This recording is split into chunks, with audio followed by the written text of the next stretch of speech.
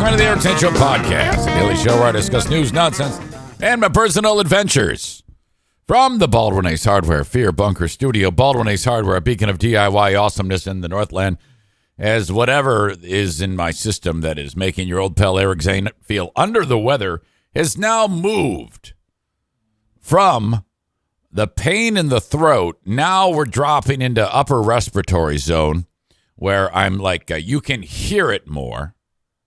I feel better, but now I'm coughing. Excuse me. Even just thinking about it makes me want to cough. But when I cough, it hurts like hell. But it's not as painful in the throat. You know, it starts in the snow, Jesus. I was reading something. I was reading the word snow, and I wanted to say throat, and I said snow. My God. And so I sound worse, but feel much better. I'm not in like pain. This may be COVID because the times that I've had it, and I've had it twice, similar pattern.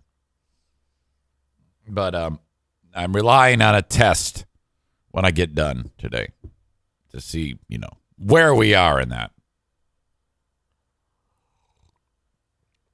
Welcome to you. Last night, there was no slowing us down. There was no illness that was going to slow down the train of an unbelievable night.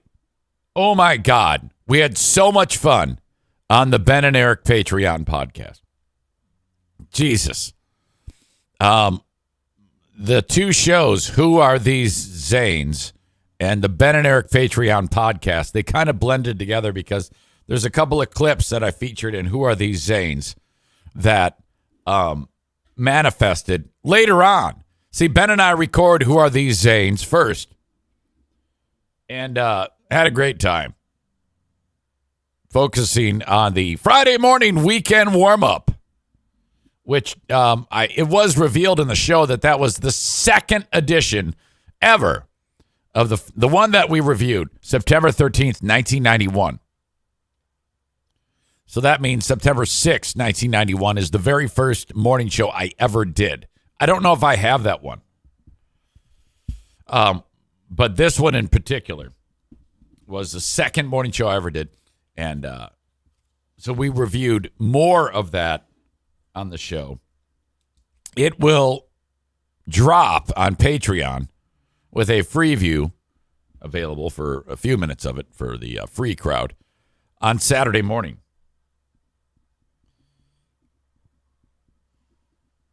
Then it was off to the Ben and Eric Patreon podcast, where it was a great time. You'll have to check it out on your own to hear all the fun that we had. Always great. So yesterday, this is how it went for me yesterday, because all told, all the shit I had to make for podcasting, hey, I can never be accused of not playing hurt. Because the amount of time that I spoke, because it was, they had the free podcast, you had the Patreon bonus podcast, and you had Who Are These Zanes to record, and then the Ben and Eric Patreon podcast. So I think I went an hour and 50 minutes on the free, another 35 on the Patreon. That's 2 hours and 20 minutes. Another 30 on Who Are These Zanes? That's 2 hours and 50 minutes. And an hour and a half on Ben and Eric. Damn it. That's 4 hours and 20 minutes. And, damn it. And I made a episode of the Insane Asylum. And took a 2-hour nap. So basically, it was podcast, nap, maybe eat a little, podcast.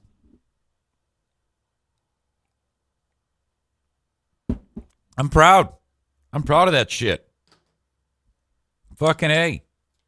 It's not digging ditches or plowing snow, which people are doing right now because I went to bed and the snow was starting and I woke up and we've got 1 foot. We actually have a foot of snow where I am because where we live, you can, my God, you can get, 3 inches on one spot and then 4 miles down the road, like a foot. Where I am in this zone of lake effect crazy shit. So I got a foot of snow to remove. Phew. All right. Hey, that's it, man. That's how it goes. Living in Michigan. Love it. Okay. Concerning the Friday morning weekend warm-up, the show I did in college, I was reminded that there is actually, I don't think I recorded this show because, what started out as, oh my God, we're going to do a morning show. We're so great. This is so awesome. Eventually, I grew tired of that. And Jason's like, I can't come in. I'm going to be drunk the night before. And our assistant, Pat, said, no, I don't even want to talk to you. And so I'm like, fuck it. I'm going to go get drunk, too. And my brother, Push-Up Paul, came over. He visited me. And this is on the weekend that he met Diana for the first time. So Diana and I hadn't been dating that long. Actually, it was before that. Fuck, I'm getting things mixed up. Anyway, I got shit-faced the night before. And I had to be on the radio the next day at 6 a.m. And I woke up in such a bad spot. But I actually did wander over to the radio station. I made it there. And then I've told this story before. I proceeded to get long songs that are several minutes long. And then you put on a 10-minute song and then go into the bathroom and barf. And legit, that's what I was doing. I'd put on Inagata Davida, Foreplay Long Time by Boston, Stairway to Heaven, Freebird. My God. In fact, one of the ones that these are vinyl records, I started the record and it just, by the time I got back, it had played through the whole record and was just dead air, just, hitting the end of the, because when the needle goes across, it then hits that smooth vinyl and just skates right across it, and then it stops at the label. So it's,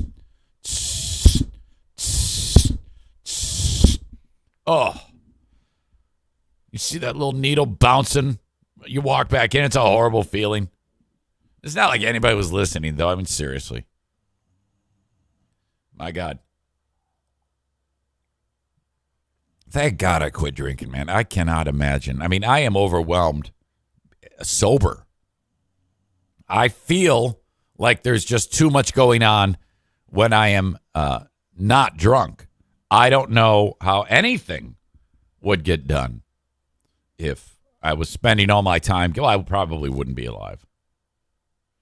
That would have killed me. I got 30 years of drinking in 10 years. That's how long I drank for. Started drinking in November of 86.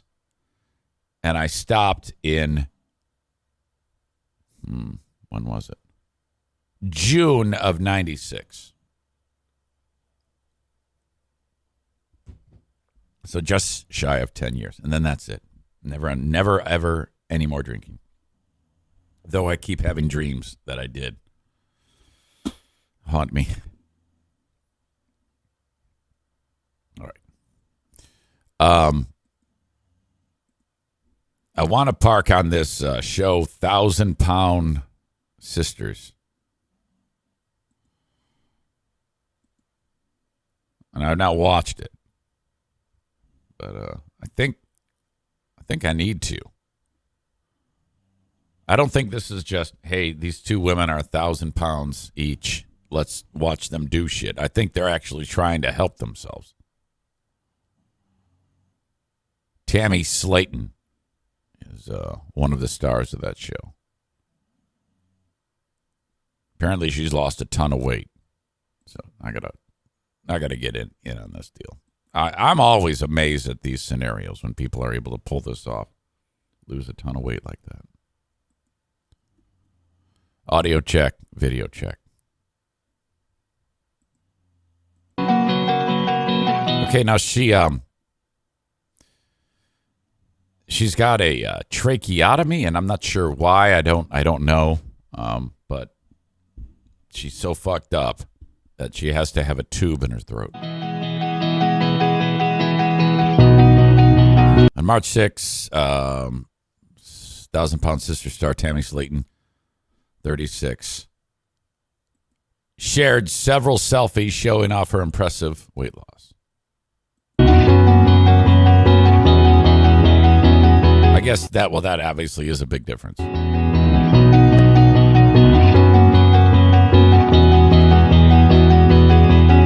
I need numbers, though. I need numbers.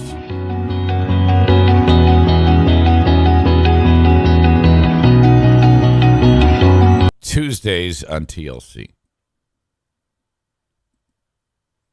This was captionless, but I think I need to know how much. I'm always amazed.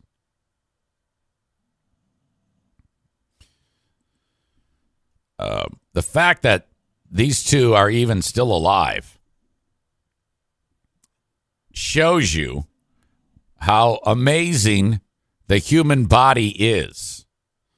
The fact that you can be, 850 pounds overweight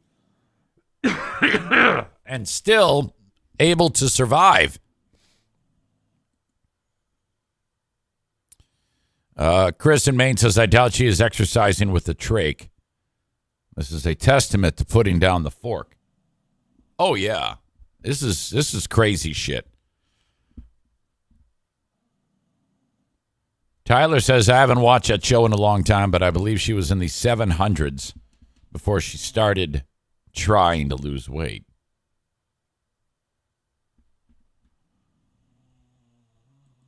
Oh, God. I'd be afraid, though, that you lose all the weight, and then after you lose all the weight, you croak. Slayton achieved her weight loss goal in a recent episode. She needed to drop from 717 to 550 in order to qualify for weight loss surgery. And much to her excitement, she hit the goal. She dropped down to 534 pounds. My God. Can you imagine having such a problem that you are stoked to weigh more than anyone who's ever lived? 534. Because those docs, they make you lose a bunch of weight before they do the surgery.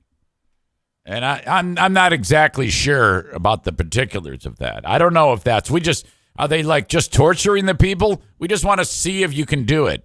Or is it because of if you're 717, you run a risk of not surviving the surgery? That might be what it is. In fact, I'm probably sure. I don't think the doctors are saying, we just want to see if you can do it yourself. All right. When I got on the scale, I saw the scale was at 534. I kind of stopped breathing. Slayton said during the February 7th episode, I'm 14 pounds under my goal from over 700. That's a huge drop. She added, I'm feeling thrilled, proud, and excited. Just all the emotions. I proved everybody wrong. Everybody that doubted me, I finally got mine. My told you so moment. Well, you can't rest on your laurels, though, because if you are 717, all right, and you get down to 534, your body wants to be 717 and is going to try to trick you to doing all you can to become fat as fuck. And then that's even worse. Can you imagine if you get down to 534 so that you can have the surgery and then you fuck it all up and then it's worse. It's like you gain more weight and the doctor's like, oh, fuck you. Get out of here. Get out of my office. I mean, that's when you're going to want to throw yourself out in front of traffic or off of a mountain or something like that.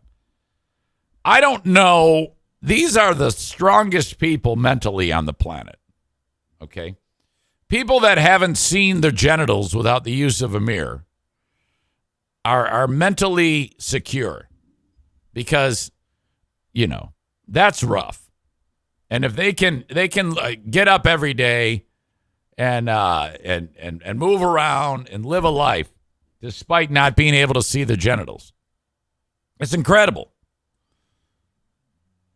This is an image of, I guess this is her and her husband. Yeah, you see, oh my God. This looks like bad Hollywood makeup fat suit.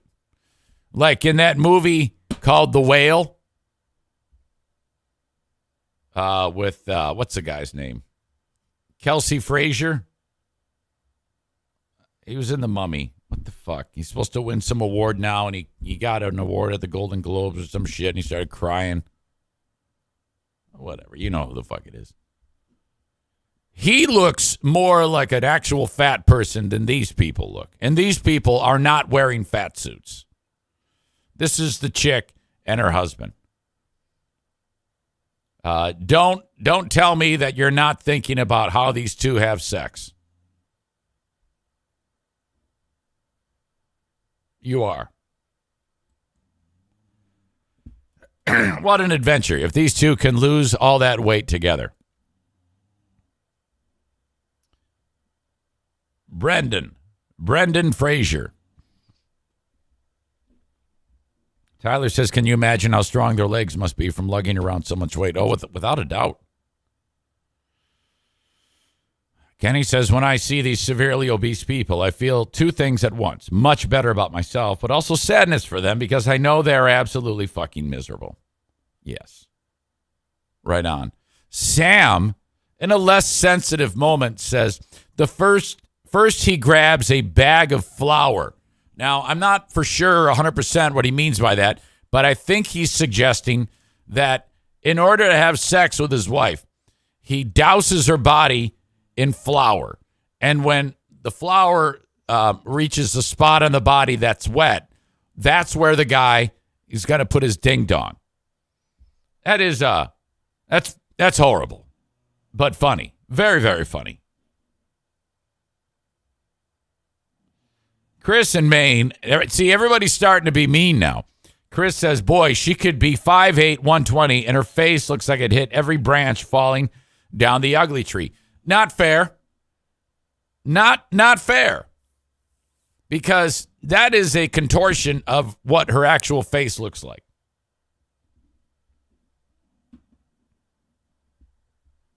All right. More on this. At 534 pounds, Tammy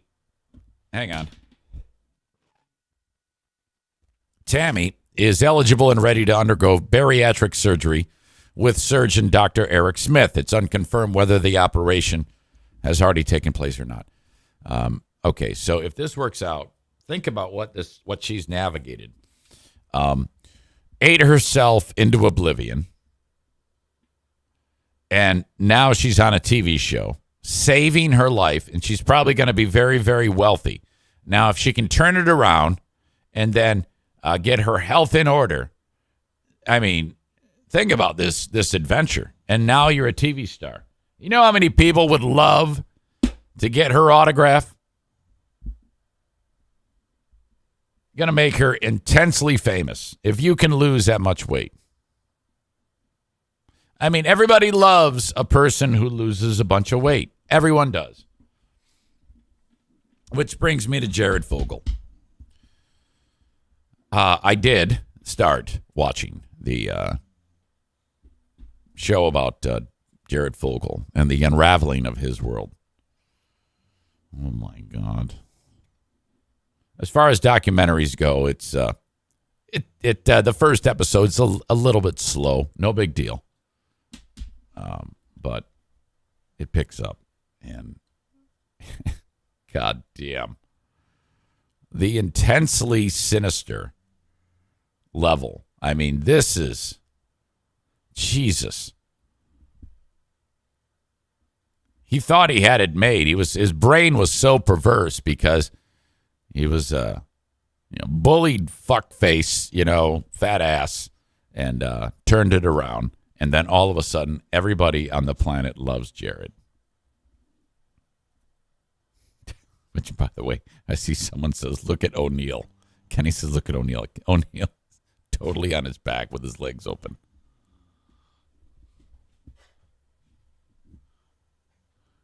Look at these three. When I see these three, this puppy pile, I realize I got it made. Look at that. Those are my coworkers.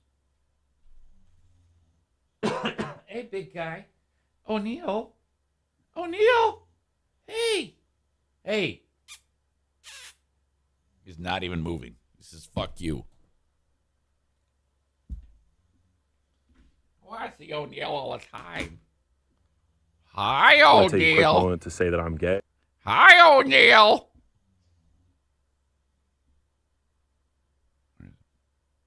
Hey, honey, how you doing?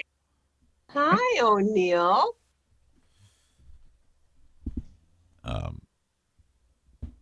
Jesus. So, Fogel becomes household name. At one point he was worth like $15 million. Jared. And I had forgotten how many years passed. I thought if someone said to me, how long was the ad campaign? I'd say, I don't know, a couple of years. No, it was like a dozen years plus of Jared doing that. And all the guy did was ate like a turkey sub, half a turkey sub in the afternoon, and then a veggie sub at night, and that's it.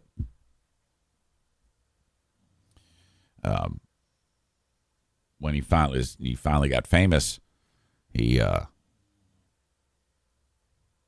the whole deal about the kids thing started to emerge. And my God, he was speaking at schools. Like, he would go to schools and speak about, how they got to keep moving and this, that. And that's how he made a lot of his money, was speaking in front of children.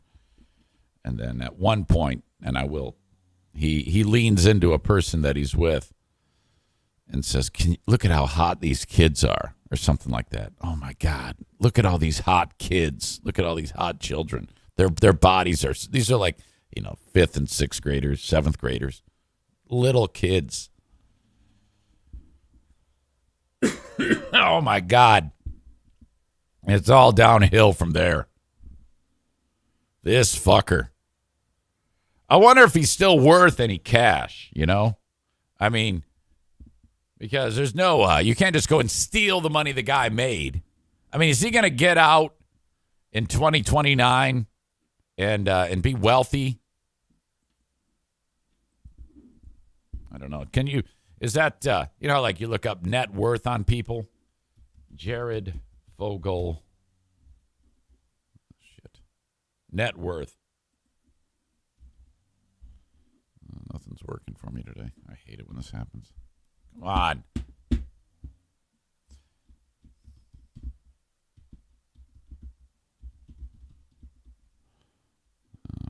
In 2013, he had $15 million, so I knew that.